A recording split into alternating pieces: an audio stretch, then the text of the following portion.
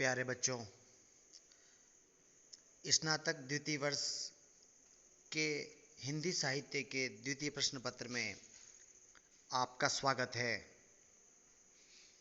आज हम द्वितीय वर्ष में द्वितीय प्रश्न पत्र के बाबत बात करेंगे। बच्चों, यह प्रश्न पत्र गद्य साहित्य से प्रभावित है। इसमें निबंध की एक पुस्तक है, निबंध संग्रह, जिसके संपादक डॉक्टर हेतु भारद्वाज हैं। इस पुस्तक में संकलित बालकृष्ण भट्ट का निबंध साहित्य जनसमूह के हृदय का विकास है, उसके बाबत बच्चों आज हम बात करेंगे। इस निबंध में जिस विषय का वर्णन हुआ है और इस निबंध की मूल संवेदना को हम इस प्रश्न में समझने का प्रयास करेंगे। बच्चों, सबसे पहले हम बात करें तो बालकृष्ण भट्ट लेखक जो हैं, निबंध साहित्य में उनके योगदान को और उनकी जीवन दृष्टि के बाबत हम समझने की कोशिश करें। बालकृष्ण भट्ट का जन्म 1844 ईस्वी में और देहावसान 1914 ईस्वी में हुआ। भारतेंदु युग के लेखकों में बालकृष्ण भट्ट का नाम भारतेंदु हरिश्चंद्र के बाद लिया जाता है। उन्हें हिंदी गद्य का निर्माता भी कहा जा सकता है। निबंधकार और पत्रकार के रूप में भट्ट जी का योगदान ऐतिहासिक महत्व रखता है। यद्यपि उन्होंने नाटक और कहानियां भी लिखी, किंतु निबंधकार के रूप में उनकी विशिष्ट पहचान है। उन्होंने अपने युग के लेखकों को लिखने और हिंदी के विकास की प्रेरणा दी। भारतेंदु हरिश्चंद्र के समकालीन लेखकों के बारे में एक महत्वपूर्ण तथ्य यह है कि वे लेखक होने के साथ साथ पत्रकार भी थे। पत्रकारिता तथा लेखन उनके लिए एक मिशन था, जो हिंदी के विकास और राष्ट्र की सेवा के लिए उन्होंने ग्रहण किया। भारतेंदु जी की प्रेरणा से भट्ट जी ने इलाहाबाद से हिंदी वर्धनी सभा की ओर से 1877 ईस्वी में हिंदी प्रदीप नामक मासिक पत्र निकालना प्रारंभ किया, जिसे उन्होंने 33 वर्षों तक निकाला। भट्ट जी का यह प्रयास हिंदी पत्रकारिता के प्रारंभिक युग में उनकी असाधारण समर्थता तथा लगन का सूचक है। भट्ट जी हिंदी के पहले निबंधकार हैं जिनके निबंधों में आत्मपरक, व्यक्तित्व प्रधानता एवं कलात्मक शैली का प्रयोग हुआ। अब बच्चों, हम बालकृष्ण भट्ट के इस निबंध के बाबत बात करें। इनका यह निबंध साहित्य जनसमूह के हृदय का विकास है। यह बालकृष्ण भट्ट का एक प्रमुख निबंध है। यह उनकी आलोचना विषयक चिंतन का परिचायक भी है। हिंदी आलोचना के इतिहास में संभवतः यह पहला निबंध है जो साहित्य के स्वरूप पर सही तथा व्यापक दृष्टि से विचार करता है। भट्ट जी की यह अवधारणा बहुत महत्वपूर्ण है कि साहित्य के अनुशीलन से कौम के सब समय के आभ्यंतरिक भाव हमें परिस्फुट हो सकते हैं।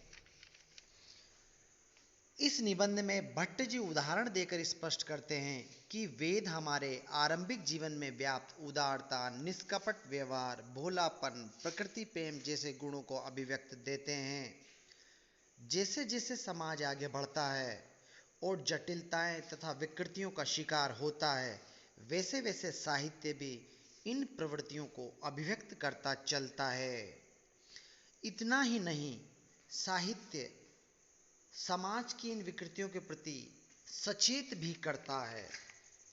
तो इस प्रकार भट्ट जी का यह निबंध एक और उनकी ऐतिहासिक दृष्टि को प्रकट करता है, क्योंकि वे भारतीय ऐतिहासिक परिप्रेक्ष्यों में विकसित हो विभिन्न साहित्य स्वरूपों की व्याख्या करते हैं। तो दूसरी ओर साहित्य की महत्ता तथा उपादेयता पर भी अपने विचार व्यक्त करते चलते हैं। बच्चों, इस निबंध की मूल संवेदना या इस निबंध में जो विषय है उनको हम बिंदुवार समझने का प्रयास करें। प्यारे बच्चों, बालकृष्ण भट्ट अपने निबंध में जो पहली बात करते हैं वो यह बताते हैं कि जो साहित्य है वह मनुष्य के हृदय का आदर्श रूप है। बालकृष्ण भट्ट का कहना है कि प्रत्येक देश का साहित्य उस देश के मनुष्यों के हृदय का आदर्श रूप को प्रकट करता है। जो जाति जिस समय जिस भाव से परिपूर्ण या परिलुप्त रहती है, वे सब उसके भाव उस समय के साहित्य की समालोचना से अच्छी तरह प्रकट हो सकते हैं। मनुष्य का मन जब शोक संकुल, क्रोध से उद्दीप्त या किसी प्रकार की चिंता से युक्त रहता है, तब उसकी मुख छवि तमसाच्छन्न, उदासीन और मलिन रहती है। उस समय उसके कंठ से जो ध्वनि निकलती है वह भी या तो फुटही ढोल समान बेसुरी, बेताल, बेलय या करुणापूर्ण गदगद तथा विकृत स्वर संयुक्त होती है। निबंधकार का मानना है कि वही जब चित्त आनंद की लहरी से उद्वेलित हो नृत्य करता है और सुख की परंपरा में मग्न रहता है, उस समय मुख विकसित कमल सा प्रफुल्लित, नेत्र मानो हंसता सा और अंग अंग चुस्ती और चालाकी से फिरहरी की तरफ फरका करते हैं। लेखक का कहना है कि कंठ ध्वनि भी तब बसंत मदमत्त कोकिला के कंठरव से भी अधिक मीठी और सुहावनी मन को भाती है। मनुष्य के संबंध में इस अनुलंघनीय प्राकृत नियम का अनुकरण प्रत्येक देश का साहित्य करता है, जिसमें कभी क्रोधपूर्ण भयंकर गर्जन, तो कभी प्रेम का उच्छ्वास, कभी शोक और परिताप जनित हृदय विदार करुणा निस्वन, कभी वीरता गर्व से बाहुबल के दर्प में भरा हुआ सिंहनाद, कभी भक्ति के उन्मेष से चित्त की द्रवता का परिणाम अश्रुपात आदि अनेक प्रकार की प्राकृतिक भावों का उद्गार देखा जाता है। लेखक का मानना यह है कि वास्तव में साहित्य मनुष्य के हृदय के आदर्श रूप को प्रकट करने का प्रयास करता है। ये पहली बात निबंधकार इस निबंध में कहते हैं। अब हम निबंध में आगे बढ़ें तो बालकृष्ण भट्ट दूसरी बात ये बताने का प्रयास करते हैं कि जो आर्यों का साहित्य है वो कोमल हृदय के उद्गार हैं। यानी कि जब मनुष्य के शुरुआती दौर था, जब वेदों का जमाना था, हमारे पुराने आर्यों का साहित्य वेद है। उस समय आर्यों की शैशवावस्था थी। बालकों के समान जिनका भाव भोलापन, उदार भाव, निष्कपट व्यवहार वेद के साहित्य को एक विलक्षण तथा पवित्र माधुर्य प्रदान करते हैं। लेखक का कहना है कि वेद जिन महापुरुषों के हृदय का विकास था, वे लोग मनु और याज्ञवल्क्य के समान समाज के आभ्यंतरिक भेद, वर्ण विवेक आदि के झगड़ों में पड़ समाज की उन्नति या अवनति की तरह तरह की चिंता में नहीं पड़े थे। कणाद या कपिल के समान अपने अपने शास्त्र के मूलभूत 20 सूत्रों को आगे कर प्राकृतिक पदार्थों के तत्व की इच्छा में दिन रात नहीं डूबे रहते थे, और न कालिदास, भवभूति, श्रीहर्ष आदि कवियों के संप्रदाय के अनुसार वे लोग कामिनी के विभ्रम विलास और लावण्य लीला लहरी में गोते मार मार के प्रमत्त हुए थे।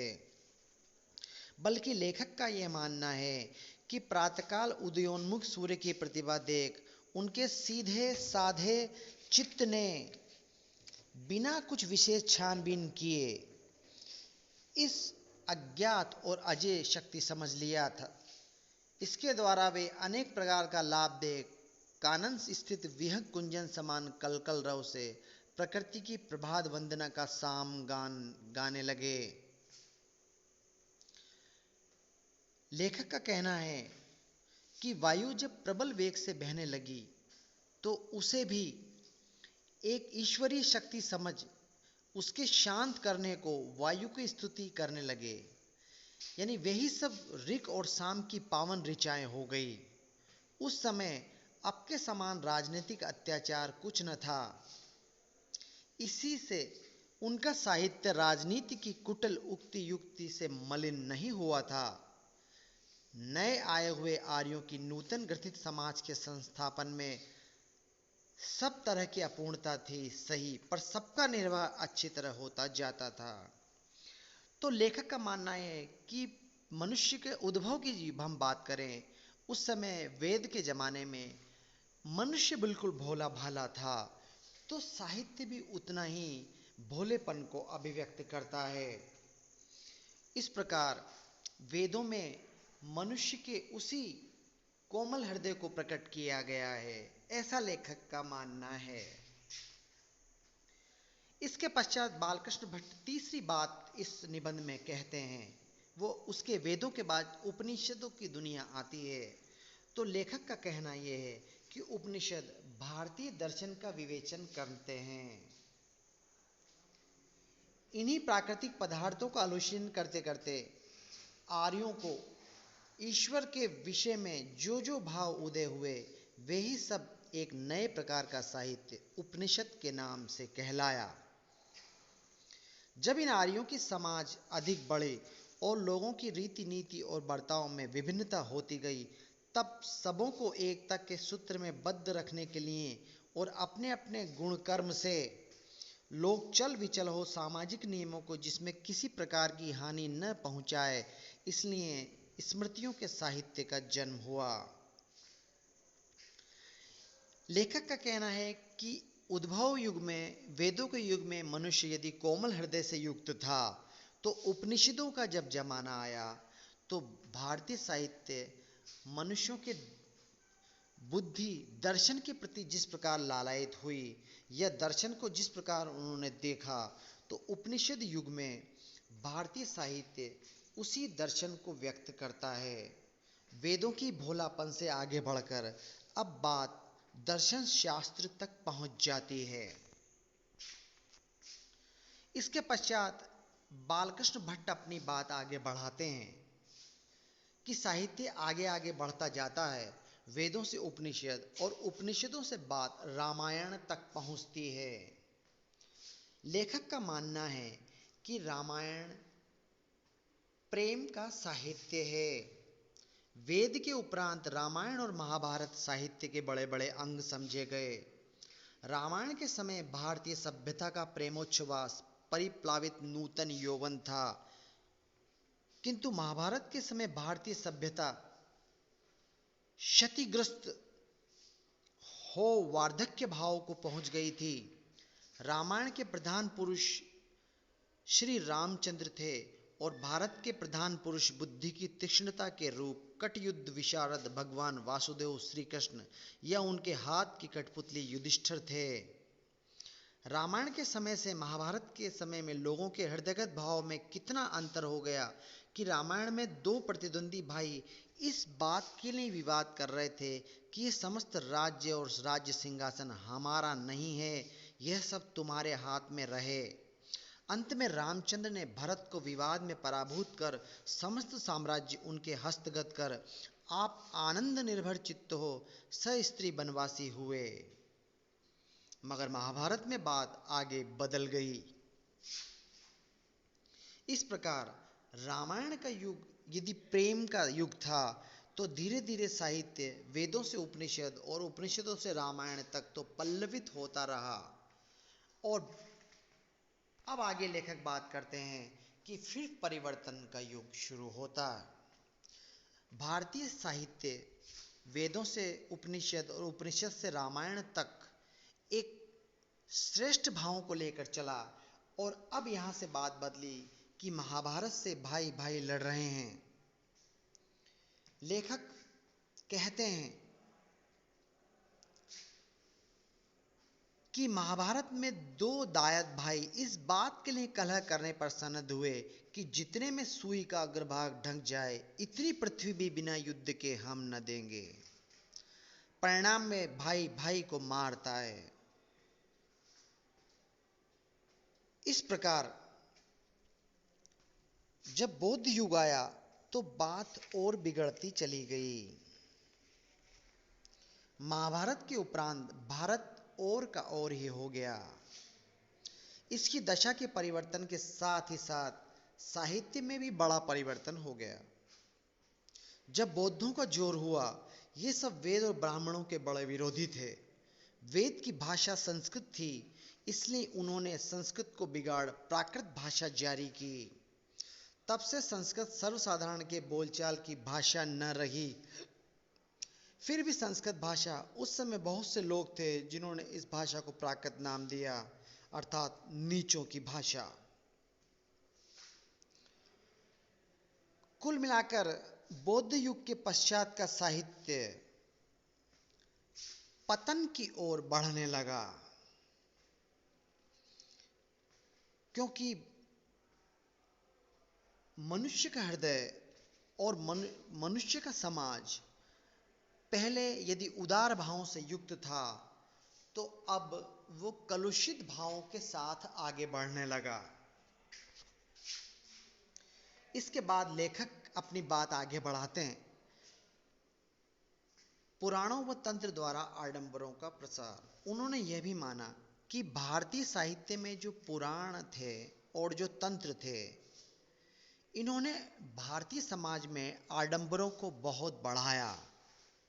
पुराणों के साहित्य के प्रकार से एक बड़ा लाभ भी हुआ कि वेद के समय की बहुत सी घिनौनी रीतियों और रस्मों को, जिनके नाम लेने से भी हम घिना उठते हैं, और उन सब महाघोर हिंसाओं को, जिनके सबक से अपनी अहिंसा धर्म के प्रचार करने में बौद्धों को सुविधा हुई थी, पुराणकर्ताओं ने उठाकर शुद्ध सात्विक धर्म को विशेष से स्थापित किया। लेखक कहते हैं कि हिंदू जाति में कौमियत के छिन्न भिन्न होने का सूत्रपात पुराणों के द्वारा हुआ और तंत्रों ने उसे बहुत पुष्ट किया। शैव, शाक्त, वैष्णव, जैन, बौद्ध इत्यादि अनेक अलग अलग फिरके हो गए, जिनमें इतना दृढ़ विरोध कायम हुआ कि एक दूसरे के मुंह देखने के रवादार न हुए। तब परस्पर कहाँ सहानुभूति रही। जब समस्त हिंदू जाति की एक वैदिक संप्रदाय न रही, तो वही मसल चरितार्थ हुई कि एक नारी जब दो से फंसी, जैसे 70 वैसे 80। ऐसा लेखक का कहना। हमारी एक हिंदू जाति के असंख्य टुकड़े होते होते यहाँ तक खंड हुए कि अब तक नए नए धर्म और मत प्रवर्तक होते ही जाते हैं। ये टुकड़े जितने वैष्णव में हैं, उतने ही शैव शाक्तों में भले कम हो, परंतु टूटने की प्रक्रिया आगे बढ़ती ही गई। इस प्रकार लेखक ने अपने निबंध में यह स्पष्ट करने का प्रयास किया कि भोलेपन से भारतीय साहित्य शुरू हुआ। उपनिषदों में दार्शनिक विवेचना को उसने स्वीकार किया, रामायण में प्रेम को व्यक्त किया, परंतु महाभारत और बौद्ध धर्म से आगे बढ़ते बढ़ते बात इतनी बिगड़ी कि धीरे धीरे समाज और साहित्य दोनों विकृति की ओर बढ़ते चले गए। इस प्रकार लेखक ने यही स्पष्ट करने का प्रयास किया कि जैसे जैसे जनसमूह का हृदय विकसित होता गया, वैसे वैसे ही साहित्य भी उसी प्रकार से अपने आप को बदलता चला गया। अब हम बात करें निबंध शिल्प की। बालकृष्ण भट्ट हिंदी के पहले निबंधकार हैं, जिनके निबंधों में आत्मपरक, व्यक्तित्व प्रधानता एवं कलात्मक शैली का प्रयोग हुआ। उन्होंने अपने साहित्यिक जीवन में 1000 के करीब निबंध लिखे, जिनमें से 100 निबंध तो अपना महत्वपूर्ण स्थान रखते हैं। कुछ लोग उन्हें हिंदी का एडिसन भी कहते हैं। उन्होंने राजनीतिक, सामाजिक, साहित्यिक आदि अनेक विषयों पर निबंध लिखे। वे अपने निबंधों में एक नए समाज का स्वप्न देखते हैं। भाव एवं मनोविकारों पर लिखे गए उनके निबंध खड़ी बोली के प्रारंभिक युग में अत्यंत महत्वपूर्ण माने जाते हैं। उनके निबंधों की सरल, मुहावरेदार तथा शब्द चयन की दृष्टि से उदार भाषा अत्यंत शक्तिशालिनी है। व्यंग, चुहल, कटाक्ष, भावों का अकृत्रिम आवेश, अशुचि के त्याग की उत्कटता तथा शिव को ग्रहण करने की तीव्र लालसा उनके निबंधों की विशेषताएं हैं। इस प्रकार